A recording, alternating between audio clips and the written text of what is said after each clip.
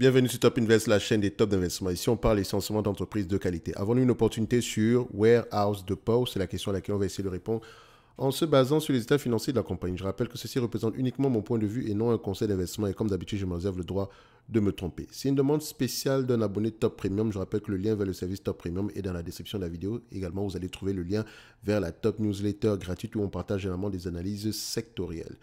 Donc, Warehouse Depot ici, déjà, mettez-la dans une watchlist. C'est une très belle entreprise. C'est une rate dans le secteur industriel ici, un peu similaire à Argan. Je pense qu'ils ne font pas exactement la même chose. Ils ont une certaine similarité, mais voilà, c'est pas des entreprises qui font exactement, enfin, qui ont le même type d'immobilier, ok?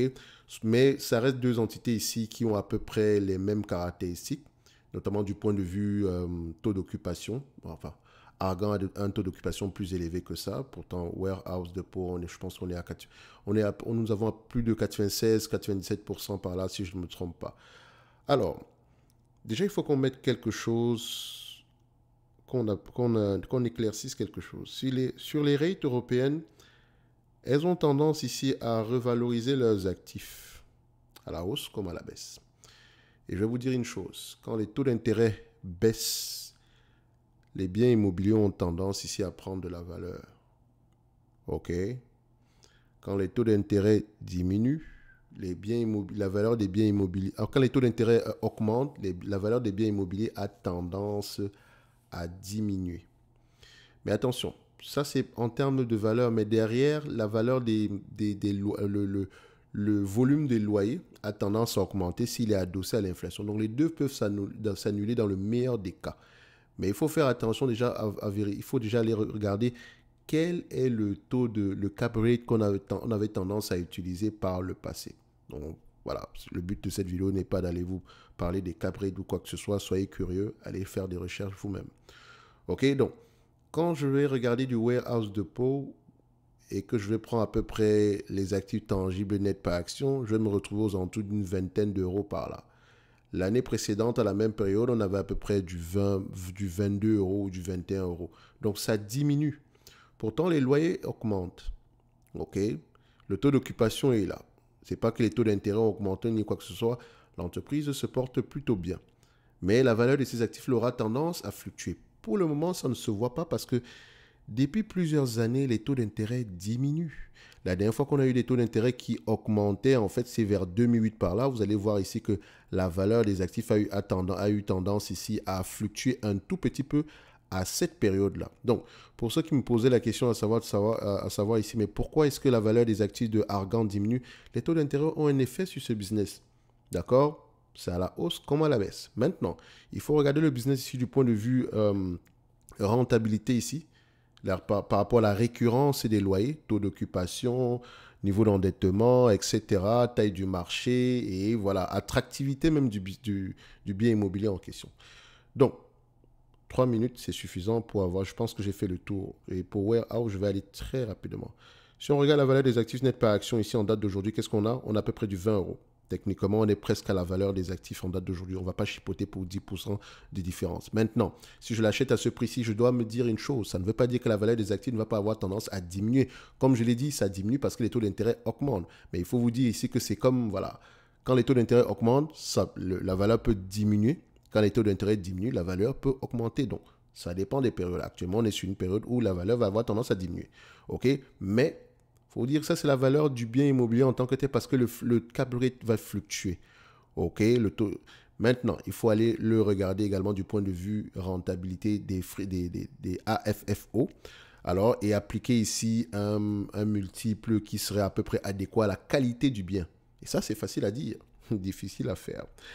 Alors, c'est pour ça qu'il faut, ça reste toujours de la guesstimation ici. C'est pour ça qu'il est très important sur les rates. À chaque fois qu'on me pose la question, j'ai du mal à faire des vidéos sur les rates parce que j'ai envie de lire sur les rates. Sinon, je peux dire des bêtises comme ça. Et donc, prenez tout ceci avec des pincettes. OK? Donc, ici, après même, je me réserve le droit de me tromper. D'accord? Je fais ce que je veux. D'accord? Donc, mais j'essaye toujours de vous donner la meilleure information selon mes connaissances en date d'aujourd'hui. OK? Donc, je n'achèterai jamais une rate parce qu'elle est intéressante quantitativement. Je vais aller également lire. Il y a beaucoup de questions à poser derrière.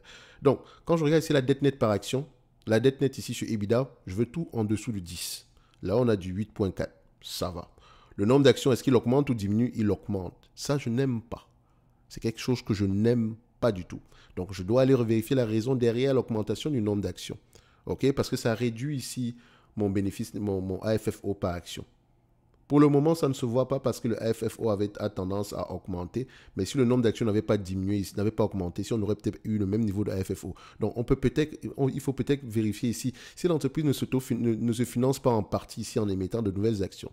Tout en vous mentionnant ici que oui, on distribue un dividende. D'accord? Mais c'est une très belle entreprise, je rappelle, parce que Realty Income fait ça, etc. Il n'y a pas de souci par rapport à ça. C'est une stratégie comme une autre. Mais il faut être au courant de la raison derrière. OK? So, maintenant, en termes d'évaluation, qu'est-ce que ça va donner? Je viens ici rapidement. Alors, je peux avoir les AFFO, mais je pense que c'est un peu... Je ne fais pas trop confiance à cette métrique-ci à ce niveau. Il faut que j'aille vérifier. Je sais. Donc, pourtant, d'habitude, ici, j'utilise tout Fastgraph, mais sur les compagnies européennes, apprendre avec des pincettes. Donc, je vais prendre le FFO. FFO est plus élevé, c'est un peu comme le operating cash flow sans prendre en considération la dépense en capital. Donc, il faut encore même aller regarder le type de contrat qu'on signe. Est-ce que ce sont des triple net lease ou des choses comme ça? Il faut aller vérifier quel type de contrat on a signé ici. Donc, sur les rates, il y a beaucoup de choses à apprendre. Je sais que c'est beaucoup d'informations, mais ne vous inquiétez pas. So, maintenant, en termes d'évaluation, qu'est-ce que ça va donner? Si je prends la moyenne de ce qu'on a par le passé ici, on est à peu près 20 fois les FFO. Et c'est très gentil. Parce que d'habitude, je prends les AFFO. À 20 fois les FFO, on est à 30,60 €, vu que c'est un business assez prévisible. Moins la dette nette. La dette nette ici, en date d'aujourd'hui, j'enlève toujours la dette nette. Je ne veux pas me retrouver avec de la dette ici, d'accord? Donc, je vais toujours aller enlever la dette nette. Donc, la dette nette ici, en date d'aujourd'hui pour cette compagnie, voilà, ça date du mois de décembre. Donc, si ça diminue ici, je n'aurai pas... Donc, on va quand même la prendre. On va prendre celle-ci ici. Celle-ci, juste pour... Enfin, on a même la dette nette. 12,67 €. Parfait. Alors, j'ai du 12,67 €, moins à peu près du... Combien ici? Moins à peu près 30,60 €, moins 30,6. Ça donne une valorisation aux alentours de 18 € par là. 18, 23, on n'est pas très loin. Donc, je pourrais dire que l'entreprise est correctement évaluée ici. Mais j'ai pris, attention, j'ai pris les FFO. OK? Et si on retourne l'équation ici, admettons qu'on achète cette compagnie sur le prix actuel et qu'elle vous reverse la totalité des FFO attendus en 2025 ici, par rapport au prix actuel, disons, je vais arrondir ça à 24 €, on a à peu près un rendement de 6,37%. Donc, ce qui me permet de dire qu'on n'est pas loin d'être correctement évalué en date d'aujourd'hui. Ce n'est pas une opportunité extraordinaire non plus.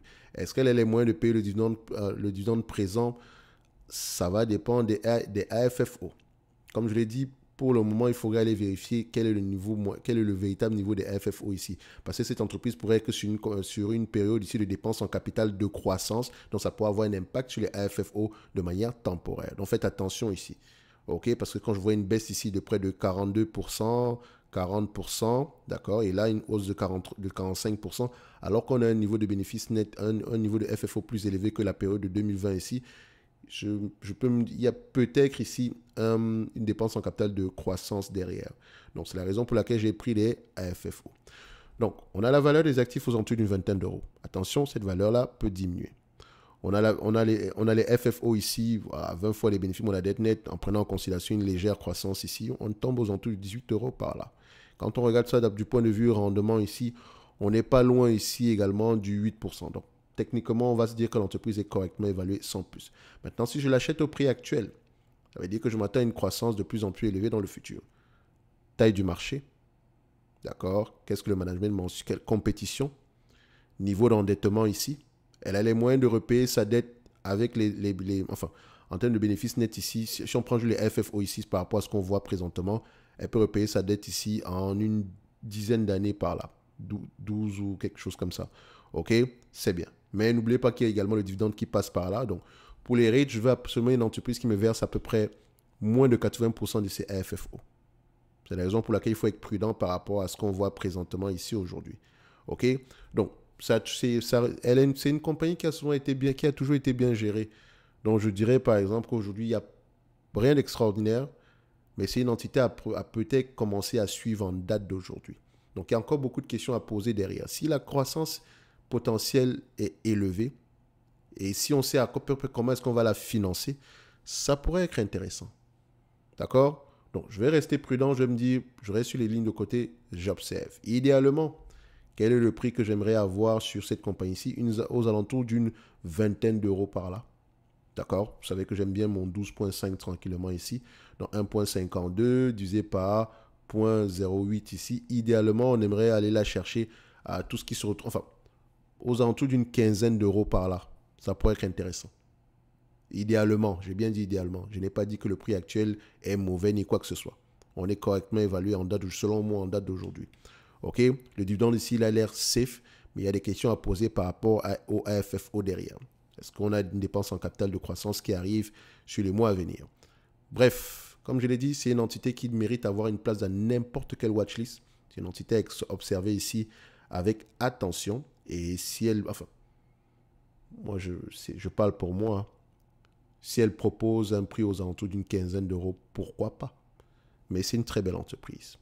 OK? Donc, il y a beaucoup de questions à les poser dans les rapports financiers. Dans tous les cas de figure, ceci n'est que mon point de vue et non un conseil d'investissement. Comme d'habitude, je me réserve le droit de me tromper. En lien dans la description de la vidéo, ici, vous avez le service Top Premium ainsi que la Top Newsletter. Et on se donne rendez-vous sur la prochaine vidéo. Un like, un abonnement, un commentaire, ça fait toujours plaisir. Merci.